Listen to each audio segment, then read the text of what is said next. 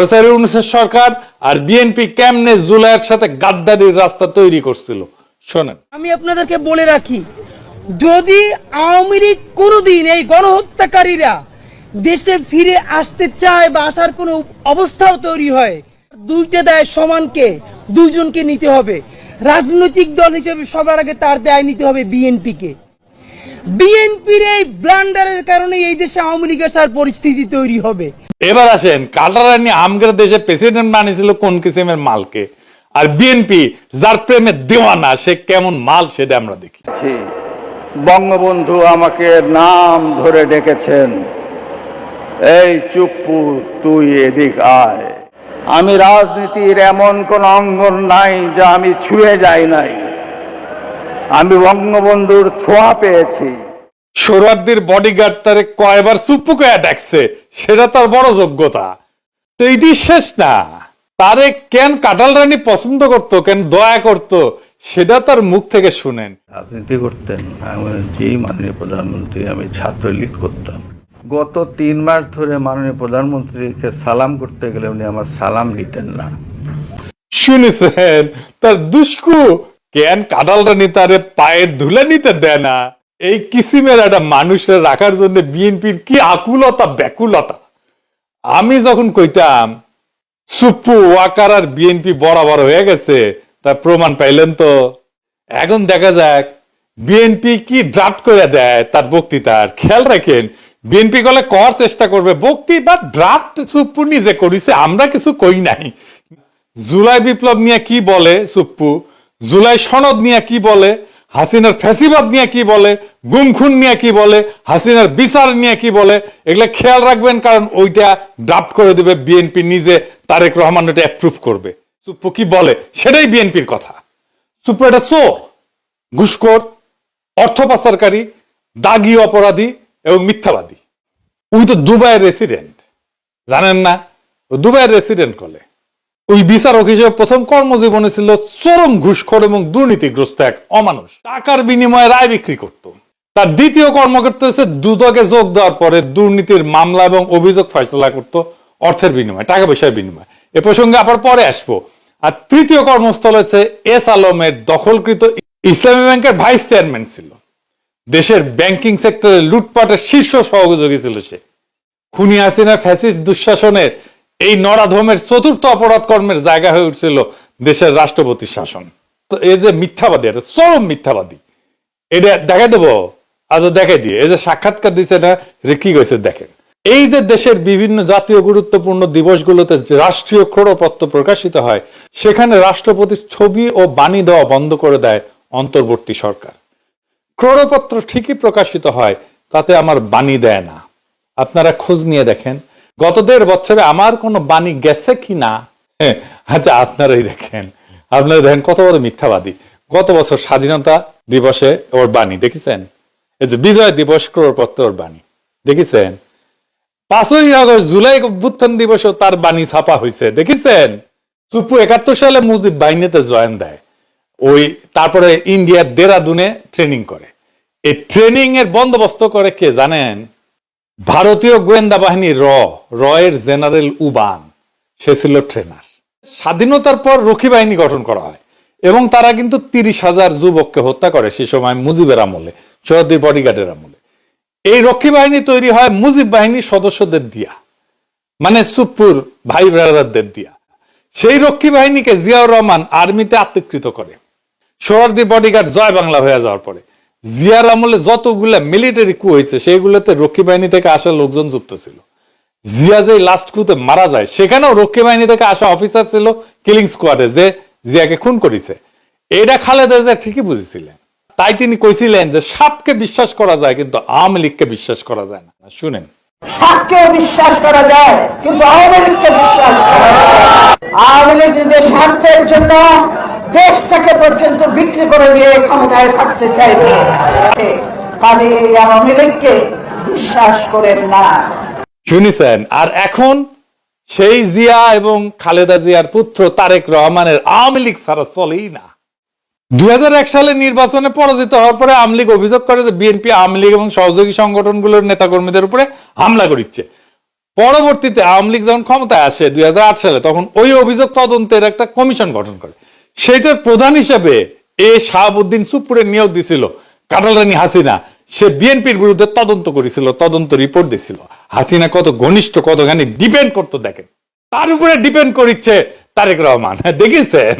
হ্যাঁ, 2011 সালে হাসিনা চুপ্পুকে দুর্নীতি দমন কমিশনের কমিশনার হিসেবে নিয়োগ দেয়। ওইখানে তার প্রধান কাজ ছিল পদ্মা সেতুতে যে বিশ্ব ব্যাংক দুর্নীতির অভিযোগ উত্থাপন করছিল না, সেটা তদন্ত করা। আশ্চর্য হওয়ার কিছু নাই যে হাসিনার পদলে চুপ্পু তথাকথিত তদন্ত শেষে দাবি করে বিশ্ব ব্যাংকের অভিযোগ মিথ্যা। এটা নিয়ে আবার সে গব্বও করেছিল। এই ভূমিকার কারণে সে হাসিনার আস্থা এবং বিশ্বাস অর্জন করে। 2011 থেকে 2016 সাল পর্যন্ত যে দুর্নীতি দমন কমিশনের কমিশনার ছিল, ওই সময় বাংলাদেশের দুর্নীতির এত ব্যাপক বিস্তার ঘটে যে হাসিনার পুরা শাসনামলে $234 বিলিয়ন বিদেশে পাচার হয়ে যায়। চুপ্পু এবং তার দুর্নীতি দমন কমিশনের সহকর্মীরা এই অভূতপূর্ব দুর্নীতির ঢাল হিসেবে ব্যবহৃত হয়েছিল। বুঝিস? বাংলাদেশ থেকে যে পাচার হয়ে গেছে অর্থ, সেইটা ঢাল ছিল এই চুপ্পু। পরবর্তীতে চুপ্পু এস আলমের মালিকানাধীন ইসলামী ব্যাংকের ভাইস চেয়ারম্যান পদে চাকরি নেয়। প্রেসিডেন্ট পদে মনোনয়ন পাওয়ার আগ পর্যন্ত এই পদেই চাকরি করত।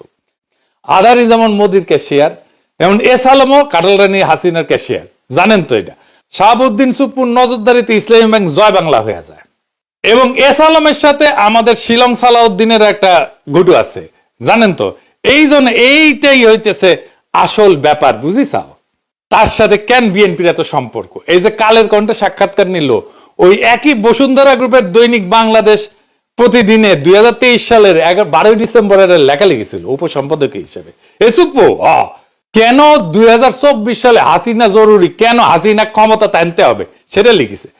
সে কইছে 2001 থেকে 2006 সাল পর্যন্ত তৎকালীন বিএনপি জামাত সরকারের দুঃশাসন এবং পরবর্তীতে তথাকথিত তত্ত্বাবধায়ক সরকারের কর্তৃত্বে দেশের সমাজ, অর্থনীতি ও রাজনীতিতে যখন অন্ধকার নেমে এসেছিল, ঠিক তখনই প্রায় 3/4 মানুষের সমর্থন নিয়ে ত্রাণকর্তার ভূমিকা অবতীর্ণ হয়েছিলেন বঙ্গবন্ধু কন্যা দেশরত্ন শেখ হাসিনা।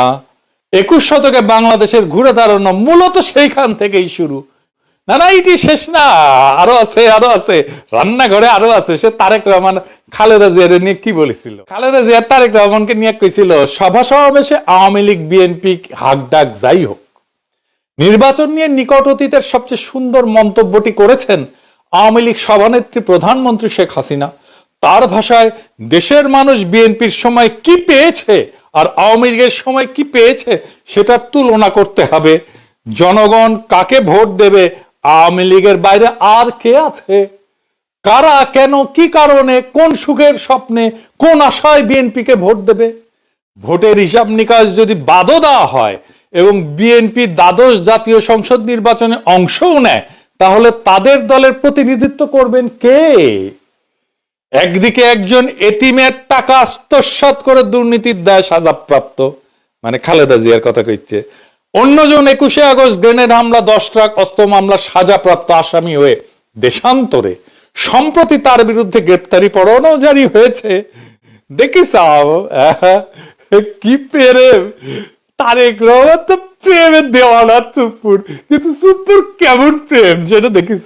আমরা যখন চুপ্পুর অপসারণ চাইতেছি, সেই টাইমে তারেক রহমানের সাথে আমার একটা মিটিং হয় জুমে। আমি তারেক রহমানকে বলছিলাম যে সরাসরি আপনারা তো চুপ্পুকে ডিফেন্ড করতেছেন, কেন করতেছেন? তো উনি বলছিলেন, দেখেন দাদা, উনি আমাদের দাদা বলেই ডাকতেন, আপনি যেমন দেশে ফিরতে চান, আমিও ফিরতে চাই, আমার মেয়েটাও দেশে ফিরতে চায়, ও ছোটবেলায় চলে আসছে। প্রেসিডেন্ট অপসারিত হলে আমার সেই দেশে ফেরাটা ঝুঁকিতে পড়ে। আমি অন রেকর্ড বলতেছি, এই কথাই উনি আমাকে বলছিলেন। আমি বললাম যে আমি তো বুঝলাম না, আমি ওনারে ভাইয়া বলি, আমি তো বুঝলাম না, মানে আপনার কেন দেশে আছে ঝুঁকিতে পড়বে? তাই আবারও জিজ্ঞেস করলাম যে আমি যখন বুঝলাম না দেশে ফেরাটা কেন ঝুঁকিতে পড়বে। উনি বললেন যে বিস্তারিত বলবো না দাদা, কিন্তু আমি কনভিন্স যে এটাতে সমস্যা হবে। তো সমস্যাটা কি? সমস্যা হচ্ছে যে দেশ বদলায় যাইতেছিল, দেশ থেকে আগের অবস্থায় ফিরাই নিতে হবে। সেই আগের বন্দোবস্তে, দেশ সেই আগের বন্দোবস্তে ফিরে যাইতেছে। আওয়ামী লীগের অফিস খুলতেছে, ইনকিলাব আজাদি, এই সমস্ত শব্দ নিয়ে বিএনপির নেতা মন্ত্রীদের চুলকানি চুর হয়েছে। ফুন্দের আলো দিল স্টার আবার আগের চেয়ারে ফিরে আসিছে, এমনকি তারা লেখা ছাপা দিতেছে ইনকিলাব আজাদি কেন আমাদের বলা উচিত না। এই নিয়ে যে ইনকিলাব জিন্দাবাদ স্লোগান বিএনপি নিজে দিছে, সে বিএনপি এখন সেটারে ডিজোন করতেছে। ৪ঠা আগস্ট সে ইনকিলাব জিন্দাবাদ স্লোগান দিয়া ফেসবুকে পোস্ট দেয়, আর এখন তার ইনকিলাবে চুলকানি হয়, রক্তক্ষরণ হয় নাকি? কোনটি থেকে রক্তক্ষরণ হয়? এত কিছু হইতেছে, আওয়ামী লীগের সাথে বিএনপির যোগাযোগের মাধ্যমকে চুপ্পুই ছিল মিডিয়াম অফ কমিউনিকেশন। সেই বাংলাদেশি ইন্ডিয়ান এস্টাবলিশমেন্টের সবচেয়ে বিশ্বস্ত লোক, তাই তাকে দরকার ছিল বিএনপির। বাংলাদেশে মুজিব বাহিনী হইতেছে ইন্ডিয়ার সবচেয়ে বড় স্ট্র্যাটেজিক অ্যাসেট।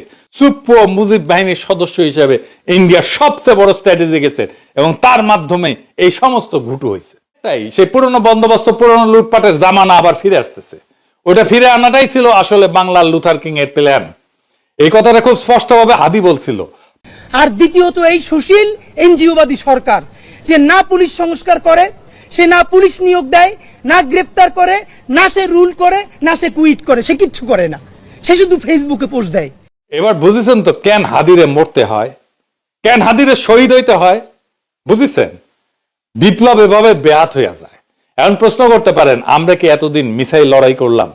এত ছাত্র জনতা কি হুদাই জীবন দিল, রক্ত দিল? পৃথিবীতে কোনো রক্তই বৃথা যায় না, কোনো হাহাকার, কোনো কান্না চাপা পড়ে না, মজলুমের আর্তনাদ কোনোদিন বাতাসে মিশা যায় না, মজলুমের আর্তনাদ কোনোদিন পাথরের নিচে চাপা পড়ে থাকে না। ২৪-এর বর্ষা বিপ্লব একটা পুরা জেনারেশনকে পাল্টাই দিছে, তার মন মানসিকতা, তার চেতনাকে পাল্টাই দিছে। এই বদলটা বাংলাদেশের চেতনা থেকে কোনোদিন মুছে যাবে না। জুলাইয়ের সাথে গাদ্দারি করে বাংলাদেশে কেউ ক্ষমতায় থাকতে পারবে না, বিএনপিও না। কারণ জুলাই জিন্দা আছে, বিপ্লব জিন্দা আছে, শহীদেরা জিন্দা আছে। জুলাইয়ের সাথে গাদ্দারি করলে আবারও রাস্তায় নেমে আসবে আরো একবার সেই রুহানি প্লাবন, বাতিল রে ভাষায় নিয়ে যাবে আরো একবার। সেই দিন আমরা নিশ্চিত করব ফ্যাসিবাদের পুরনো বন্দোবস্তের সবকিছুকে আমরা সেই রুহানি প্লাবনের সাথে ভাষায় দেশটার জঞ্জাল সাফ করব। সেটাই আমাদের আজাদি। আজাদি জিন্দাবাদ, ইনকিলাব জিন্দাবাদ।